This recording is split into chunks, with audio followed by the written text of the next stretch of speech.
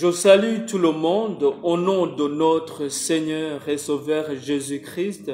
Dans ce programme de 5 minutes avec Jésus, j'aimerais nous entretenir sur la parole de Dieu que nous trouvons dans l'Évangile. C'est le Luc chapitre 24, verset 13 au verset 32. Il s'agit d'un texte que vous avez peut-être lu ou sur lequel on vous a prêché, mais je vous propose encore une fois de réfléchir sur ce qui s'est passé dans ce passage. J'invite tout et chacun de vous à le lire chez lui et je vais juste nous partager le contexte de ce passage. Il s'agissait de deux disciples qui s'entretenaient sur le chemin d'Emmaüs. Jésus-Christ les rejoint, mais leurs yeux étaient empêchés de le reconnaître. L'un d'eux, nommé Cléopas, répond à la question de Jésus-Christ qui voudrait savoir ce sur quoi il s'entretenait avec tristesse.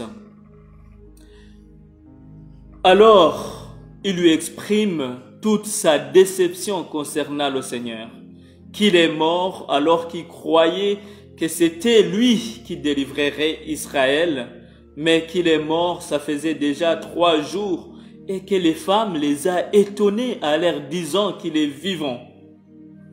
Jésus a commencé par leur expliquer les Écritures pour leur montrer que cela devait lui arriver conformément aux Écritures.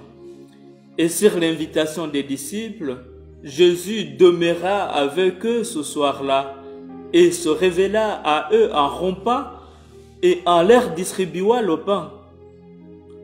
Le poids des événements douloureux a éprouvé la foi des disciples. Les disciples étaient dans la déception totale.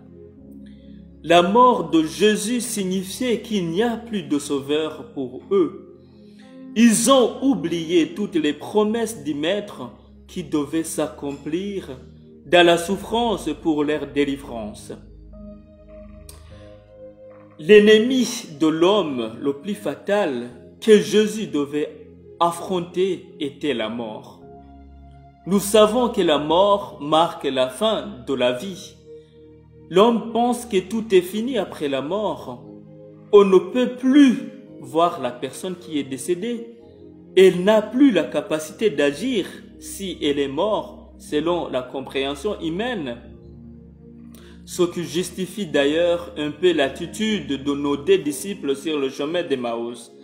Alors Jésus devait affronter la mort et la vaincre, sinon sa promesse de la vie éternelle ne serait plus valable, puisqu'après la mort, tout s'arrête d'après la compréhension de l'homme. Notre foi ne serait plus fondée sur la vérité. Il a fallu que la mort soit vaincue par Jésus-Christ pour espérer à la vie éternelle pour quiconque croit en Jésus-Christ. Jésus rencontre leur état d'espoir brisé, chemine avec eux à leur parlant. Sur invitation des disciples, Jésus se révèle à eux. Ce message nous invite à comprendre que Jésus-Christ s'intéresse à nos préoccupations. Il est là dans tout ce que nous pouvons traverser comme épreuve. Il partage nos moments de douleur. Il nous écoute et nous donne un message de réconfort. Le Seigneur est le seul qui peut guérir toute douleur que nous pouvons ressentir. C'est lui qui peut penser nos blessures du passé, qui peut nous les guérir.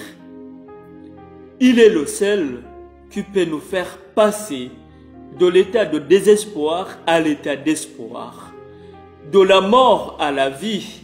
Il est le seul qui peut nous faire passer de la condamnation à la justification, de la mort à la vie éternelle.